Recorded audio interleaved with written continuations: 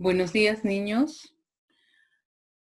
Que hayan tenido un maravilloso día. Hoy trataremos de un tema muy importante. Este tema es el agua.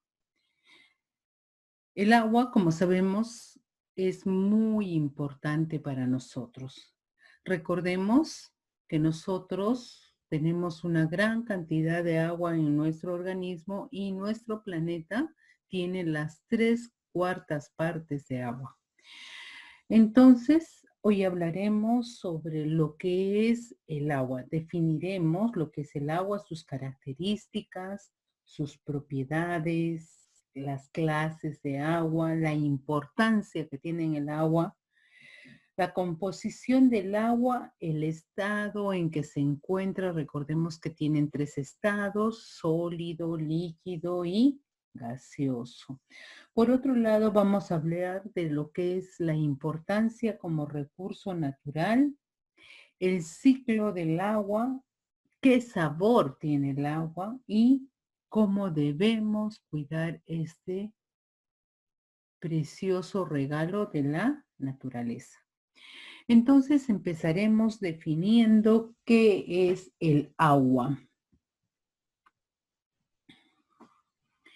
El agua, como sabemos todos, es el más importante de todos los compuestos que existen en el planeta y es uno de los principales constituyentes ¿de qué? Del mundo en que vivimos. Recordemos que la hidrosfera es las 3/4 partes de nuestro mundo, de nuestro planeta en el cual vivimos y de materia viva. Entonces, las 3/4 partes, como ya dije, es nuestra superficie terrestre, está cubierta por el agua. El agua es esencial para todas las formas de vida. Aproximadamente el 60 y 70% del organismo humano está compuesto por el agua. Entonces, en este momento nos ponemos a pensar y decimos, si es tan importante, ¿tendrá algunas características? Cierto, tiene características. En primer lugar, vamos a beber el vasito de agua que tenemos ahí y vamos a ir viendo cada una de las características del agua. En primer lugar, ¿el agua tiene color? No tiene color, por lo tanto es incolora. ¿Tiene sabor? Un leve saborcito, pero está considerado que no tiene sabor. Entonces vamos a decir sin sabor. ¿Tiene olor? No tiene olor. Entonces, no inolora. Entonces, esta agua tiene una gran importancia. Es un excelente conductor de la electricidad. También otra de las características del agua es que es un buen disolvente. Si nosotros queremos disolver, por ejemplo, el ácido muriático, le echamos agua y se va a disolver. Si queremos disolver, por ejemplo, el detergente, también utilizamos el agua y se va a disolver rápidamente. Se disuelve el azúcar y así sucesivamente infinidad de sustancias. ¿El agua, ustedes podrían decirme que tiene forma? No, definitivamente no. El agua no tiene forma. ¿Por qué razón? Porque el agua adquiere la forma del recipiente en el cual está contenida. Recordemos también que el agua presenta 3 estados naturales y estos son sólido, muy bien, líquido y gaseoso. Entonces hablaremos ahora de lo que son las propiedades del agua. El agua, por ser materia, esta va a pesar y también va a ocupar un lugar en el espacio. No olvidemos, el agua es materia, por lo tanto pesa y ocupa un lugar en el espacio. Está conformada por 2 elementos químicos. Estos elementos son el hidrógeno y el oxígeno. El hidrógeno, su símbolo es H y el oxígeno, su símbolo es O. La fórmula química del agua es H2O. ¿Qué significa? Cuando vemos H2O significa que estamos hablando del agua, ¿ya? Bien, el agua también se puede presentar en la naturaleza en sus tres estados físicos. Por ejemplo, cuando estamos en la Antártida podemos verla en estado sólido. En los mares, los ríos, los lagos, ¿en qué estado la vemos? Líquido. Y en las nubes lo estamos viendo en estado gaseoso. Muy bien. El agua pura, cuando la vemos, no tiene olor, no tiene sabor, ni tampoco color. Recordemos que esa es una propiedad importante del agua. Por otro lado, no olvidemos que el agua no tiene forma, solo toma la forma de los recipientes que la contienen. Entonces, no olvidemos otro hecho importante, que el agua es un buen disolvente de muchas sustancias. Bien, entonces ahora veremos las clases. El agua se encuentra en diferentes zonas de nuestro amado mundo. Por ejemplo, tenemos el agua de los ríos, ¿no? Como en el río Rima, el río Chini, ¿no? Y otros más. En los lagos, como nuestro lago Titicaca, en las lagunas, varias lagunas que hay, y riachuelos y el agua potable. ¿Qué es el agua potable? El agua es transformada o tratada, es la palabra correcta, de su estado natural a un estado de pueda consumir el ser humano. Entonces se llama potabilización del agua. También en las zonas andinas, ¿no? Por los deshielos vamos a ver que ahí hay plantas de aguas medicinales y también aguas termales. Existe el agua destilada. El agua destilada la utilizan en la industria para las baterías. Y también otra agua que es el agua pesada. Muy bien, entonces todas estas son las clases de agua. ¿Cuál es la importancia del agua? Como hemos dicho, el agua es muy importante porque es un elemento mayoritario de todos los seres vivos. Aproximadamente es el 78% y es muy indispensable en el desarrollo de la vida y el consumo del ser humano. También es un excelente disolvente, reitero, y es una fuente de energía hidroeléctrica. La luz, ¿no? Es gracias a las hidroeléctricas. ¿Y cómo funciona una hidroeléctrica? Por la fuerza del agua son movidas sus turbinas y de esta manera se genera la luz eléctrica. Muy bien. También el agua es importante como medio de transporte. ¿Dónde? En la navegación. Otra importancia que tiene es que erosiona las rocas descartando la corteza terrestre. También contiene sales disueltas que son aprovechadas ¿por quién? Por las plantas. Recordemos que las plantas necesitan mucho del líquido elemento. También las caídas de agua y el movimiento del mar son aprovechados ¿para qué? Para generar energía. Bien, entonces, ¿cuál es la composición del agua? Por eso hace un momento no quería decirles porque teníamos que en este momento hablar de ello. El agua, recordemos, es un líquido constituido por dos sustancias gaseosas. Ya las habíamos nombrado. Una es el oxígeno y el otra es el hidrógeno. Un volumen de oxígeno por 2 de hidrógeno. Por eso su fórmula química es H2O.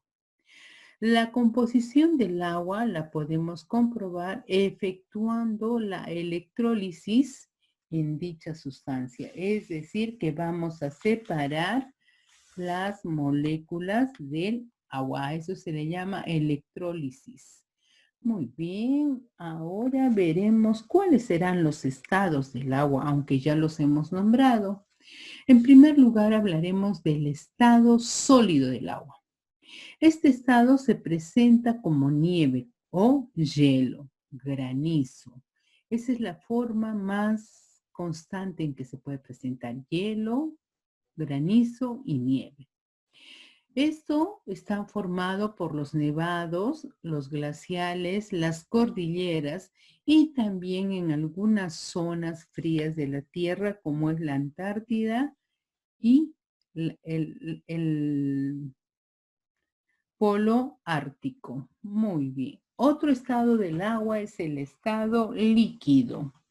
¿Cómo así se encuentra el estado líquido? Cuando el agua está formando los océanos, los mares, los lagos, las lagunas, los ríos y también cuando se da la precipitación o la lluvia. También se encuentra en los riachuelos. Muy bien.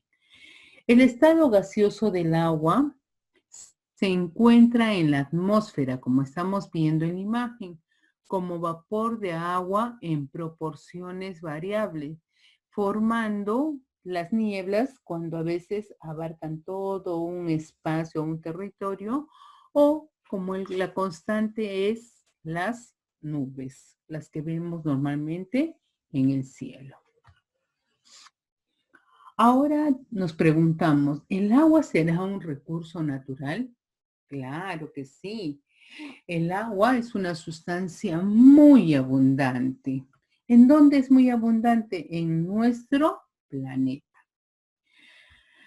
La forma como más la conocemos al agua es como líquido incoloro.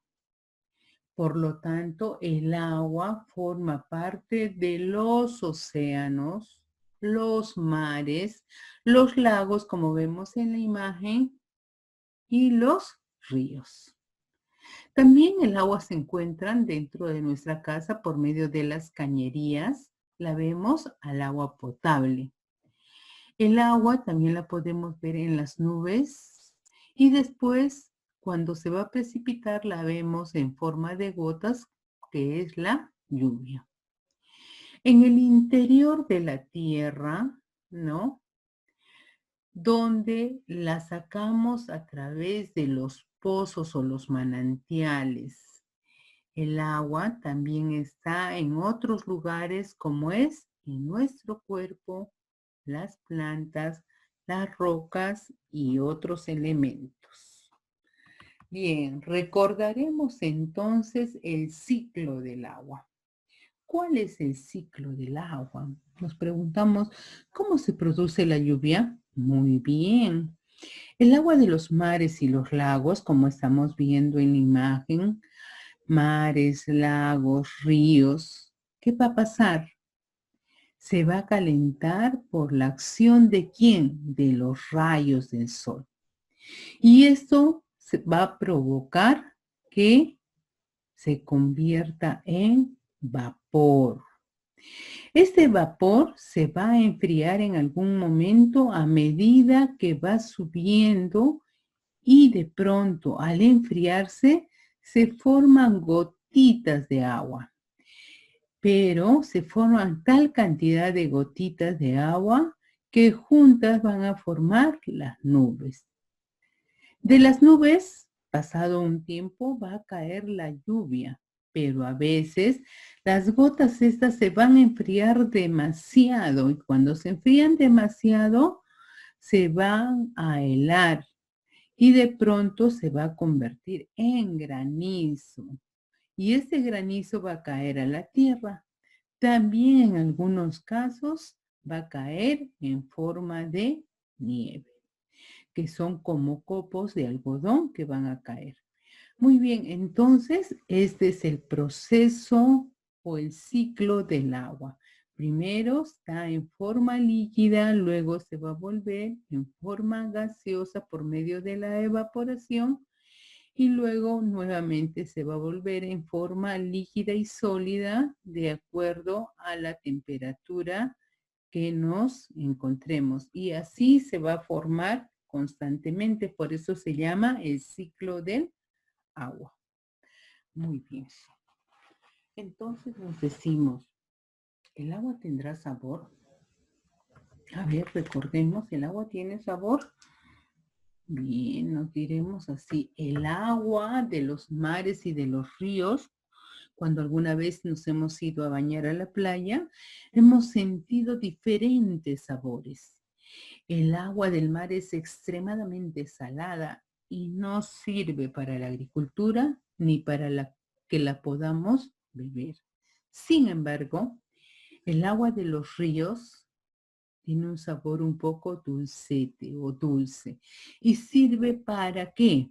Para irrigar los campos y alimentar a los hombres, a los seres humanos. Entonces, en algunos lugares el agua de mar es tan salada porque contienen disueltas algunas sustancias, es mejor decir sales, que le dan ese sabor tan fuerte. La sal común que consumimos en casa o sal de cocina se encuentra disuelta en gran cantidad en el mar. En cambio, las aguas dulces de los ríos tienen una menor cantidad de cantidad de sal. Pero en algunas regiones el agua salada han tenido que verse obligada a tratarla, a potabilizarla, a purificarla para transformarla en agua potable para que pueda consumir los seres humanos. Por lo tanto, tenemos que cuidar el agua. A ver, es nuestra obligación, yo diría. Cuidar el agua es obligación de cada uno de todos nosotros. ¿Por qué razón? El agua que sale en el caño es el agua de los ríos y recordemos que esta agua es purificada mediante un tratamiento que la convierte en potable. Esta agua se va a utilizar para beber, cocinar los alimentos y para lavar. Por lo tanto, tenemos que ser cuidadosos con este líquido elemento y no debemos desperdiciarlo o que se derrame por los caños abiertos en mal estado. Entonces, de esta manera tenemos que estar con mucho cuidado. Cuando el agua está sucia, puede contener microbios y estos microbios van a producirnos enfermedades. Y estas enfermedades generalmente van a ser enfermedades intestinales y van a producir trastornos en nuestro organismo. Entonces, recordemos que cuando se arroja la basura, los desechos de las fábricas, los desperdicios, a las aguas que van al mar, existe peligro de matar a quienes, a los peces y a otros seres que viven allí, como pueden ser las tortugas, los moluscos y otros más. En este caso, debemos recordar que el agua en esa zona que va a matar está contaminada.